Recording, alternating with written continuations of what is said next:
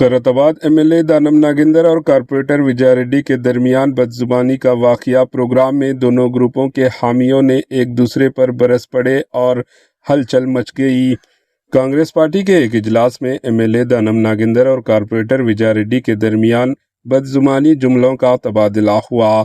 दोनों ग्रुपों के कारकुनों ने नारेबाजी शुरू कर दी, जिससे इजलास में हंगामा मच गया और जिले कांग्रेस सदर रोहन रेड्डी नाराज होकर वहां से चले गए। Bureau report, AHN news.